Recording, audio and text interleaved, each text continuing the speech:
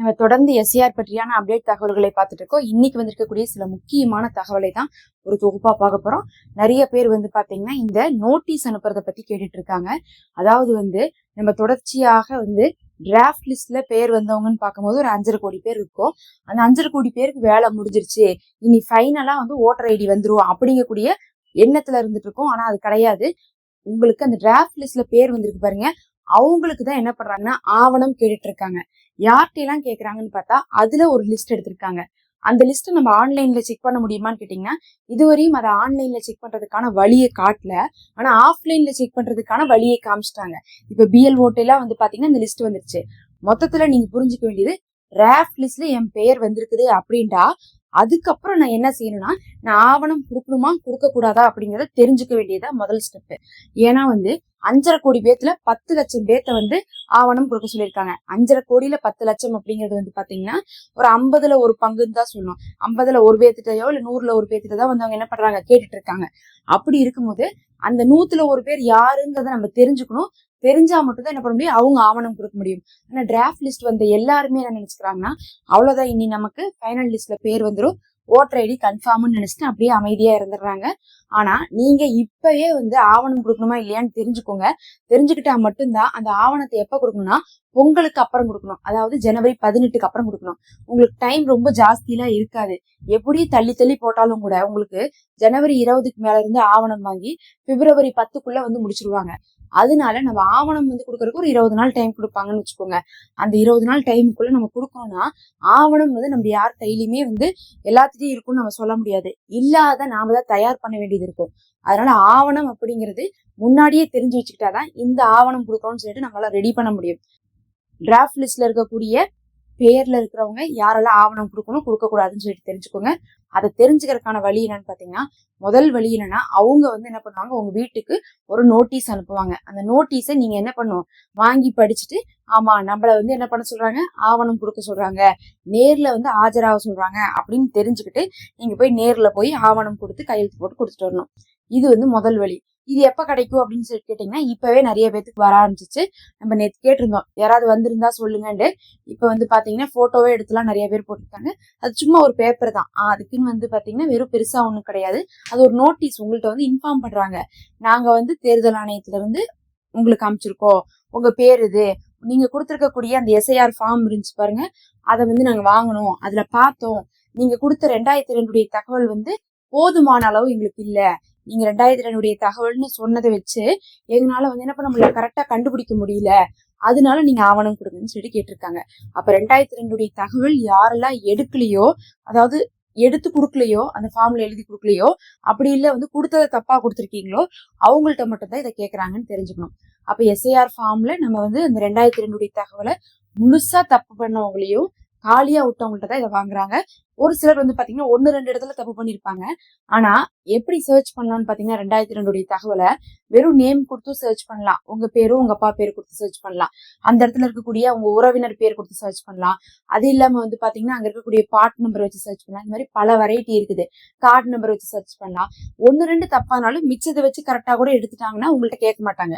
இல்ல நான் கொடுத்த எல்லாமே தப்பு, எடுக்கவே முடியலனா அப்படிங்கிறத நீங்க என்ன பண்ணணும், ஆவணம் கொடுக்க வேண்டியது இருக்கும்.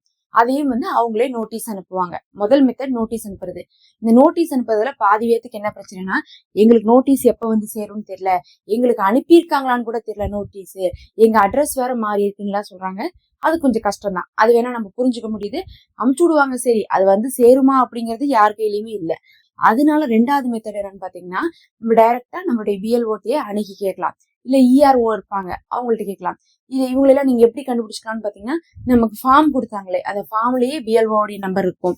அப்படி இல்லாட்டினா ECI.net குள்ள போயிட்டு உங்களுடைய தொகுதியை டைப் பண்ணிட்டு உங்களுடைய அந்த பூத் நம்பரை டைப் பண்ணிட்டு நீங்க பிஎல்ஓ யாரு இஆர்ஓ யாருன்னு சொல்லிட்டு பாத்துக்கலாம் ஆன்லைன்லயே.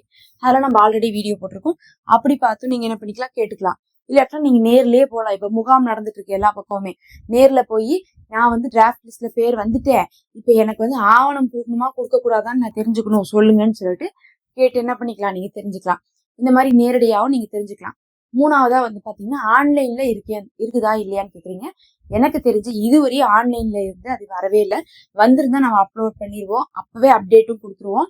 தொடர்ச்சியாக ஆன்லைன்ல புதுசா வந்துட்டு இருக்குது, அதெல்லாம் பார்த்துட்டு தான் இருக்கிறோம். இன்னைக்கு கூட ஒரு விஷயம் புதுசா வந்திருக்கு, ஆனா இது வரல. அதுதான் ரொம்ப முக்கியம். இது வரவே கிடையாது. நிறைய விஷயம் புதுசா வந்திருந்தாலும் இது நமக்கு என்ன பண்ணல, ஆன்லைன்ல வரலைங்கிறது நீங்க தெரிஞ்சுக்கோங்க. நிறைய பேர் ஆன்லைனை பத்தி தான் கேட்டுட்டு இருக்கீங்க. ஏன்னா எனக்கே நான் ஆன்லைன்ல பார்க்கணும்.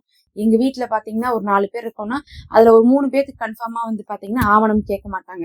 ஏன்னா 2002 தகவல் கரெக்டா எழுதியிருக்கோம்.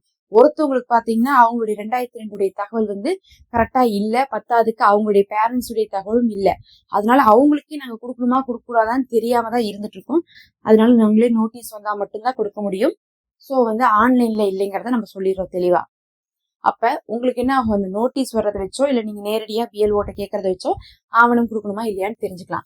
அடுத்தது அப்படி கொடுக்கணுமான்னு தெரிஞ்சு வச்சுக்கிட்டா நீங்க என்ன பண்ணுவீங்கன்னா ஆவணத்தை ப்ரிப்பேர் பண்ணுவீங்க. எத்தனை ஆவணம் இருக்குன்னு பாத்தீங்கன்னா 13 ஆவணம் இருக்கு. இந்த 13ல வந்து பாத்தீங்கன்னா ஏதாவது ஒண்ணு கொடுத்தா போதும். இல்லாட்டினா நம்ம 2 கொடுக்கலாம். ஒண்ணு வந்து ஆதார் கார்டு வந்து கொடுத்துடணும். எல்லாத்துலயுமே ஆதார் கார்டு இருக்கும். அதனால ஆதார் கார்டு கொடுத்துட்டு அது போக இன்னொரு ஆவணத்தை என்ன பண்ணணும், நீங்க கொடுத்து வைங்க. எல்லாருமே கம்பல்சரி ஆதார் கார்டோடு சேர்த்து இன்னொரு ஆவணம் கொடுக்கறது அவசியம். அந்த இன்னொரு ஆவணம் தான் உங்களுக்கு முக்கியமான ஆவணம். அது வந்து பர்த் சர்டிபிகேட்டா இருக்கலாம், 10th மார்க் லிஸ்டா இருக்கலாம், யூனிவர்சிட்டி மார்க் லிஸ்டா இருக்கலாம். டிசியான்னு கேட்காதீங்க, டிசி இல்ல, மார்க் லிஸ்டா இருக்கலாம். இது ரெண்டுமே இல்ல அப்படின்னா இந்த பாஸ்போர்ட்டா இருக்கலாம். அதே மாதிரி வந்து பாத்தீங்கன்னா கம்யூனிட்டி சர்டிபிகேட்டா இருக்கலாம். இதுவுமே இல்லைன்னா வச்சு பாத்தீங்கன்னா உங்களுக்கு வந்து இந்த வசிப்பிட சான்றிதழ் அந்த மாதிரி வந்து பாத்தீங்கன்னா கவர்மெண்டால கொடுக்கப்பட்ட ஏதாவது வந்து இந்த பென்ஷன், இது கவர்மெண்ட் ஜாப்ல இருந்தது, அந்த மாதிரி ஏதாவது ஒண்ணு வந்து என்ன பண்ணலாம், ஆவணமா கொடுக்கலாம். நம்ம வந்து யாருக்கு வந்து ஆவணம் கொடுக்கறது கஷ்டமா இருக்கும்னு சொல்றோம்னா 1980க்கு முன்னாடி பிறந்தவங்களுக்கு தான் கஷ்டமா இருக்கும். 80க்கு அப்புறம் பிறந்தவங்களுக்கு எல்லாம் பிரச்சனையே இல்லை. எல்லாத்துக்கும் ஏதாவது ஒரு ஆவணம் கொடுக்குற மாதிரி இருக்கும். முக்கியமா பர்த் சர்டிபிகேட்டே எல்லாத்துக்குமே இருக்கும்னு தான் நம்ம சொல்லணும். மத்தவங்களுக்கு எல்லாம் பிரச்சனை இல்லை. முன்னாடி இருக்கிறவங்க தான் அந்த 13ல ஏதாவது ஒண்ணு வந்து என்ன பண்ண வேண்டியது இருக்கும், கொடுக்க வேண்டியது இருக்கும்.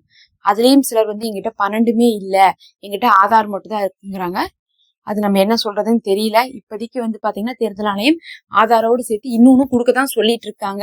அதனால நீங்க தான் என்ன பண்ணணும், ஏதாவது ஒண்ணு முயற்சி பண்ணி பார்க்கணும். இல்லாட்டினா கவர்மெண்ட்டை நீங்க தான் வந்து அதை சொல்லி அதுக்கு வந்து சரியான வேற ஏதாவது ஒரு விதத்திலேயாவது என்ன பண்ணணும், ப்ரூஃப் கொடுத்து உங்களுடைய பேரை வந்து இறுதி பட்டியல கொண்டு வர வச்சுக்கணும். ஆனா எக்காரணத்தை கொண்டும் இந்த மிடில் ஏஜ்ல இருக்கிறவங்க எல்லாம் மிஸ் பண்ணிடாதீங்க. யாருக்கெல்லாம் ஆவணம் இருக்கோ அவங்க எல்லாம் கொடுத்துருங்க. ஏன்னா அது உங்களுடைய பிள்ளைகளுக்கு அடுத்தடுத்த தலைமுறைக்கு அது ரொம்ப தேவைப்படும். இப்ப 80 வயசு இருக்கிறவங்களை விடவும் இப்ப வந்து 50 வயசு இருக்கிறவங்க, 40 வயசு இருக்கிறவங்க, அவங்களுடைய இன்ஃபர்மேஷன் ரொம்ப முக்கியம். ஏன்னா அவங்களோட வந்து அடுத்தடுத்த தலைமுறைக்கும் வந்து அடுத்த 10 வருஷம் 20 வருஷத்துல கேட்பாங்க. அதனால அவங்க வந்து இன்னும் கவனமா பார்த்து அந்த ஆவணத்தை கொடுத்துருங்க.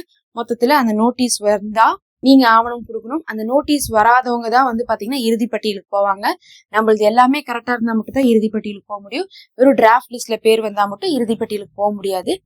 அந்த ஆவணம் விஷயம் எல்லாமே முடிஞ்சதுக்கு அப்புறம் தான் நமக்கு இறுதி பட்டியல்ல வந்து யார் இருக்கிறோம் இல்லைன்னு சொல்லிட்டு கடைசியா வெளியிடுவாங்க. அப்பதான் நமக்கு வந்து பாத்தீங்கன்னா உறுதியா தெரியும் ஓட்டு போட முடியுமா ஓட்டு போட முடியாதான்ட்டு. இதெல்லாம் இன்னைக்கு வந்து முக்கியமான தகவல். நம்ம அடுத்த ஒரு காணொலியில சந்திப்போம்.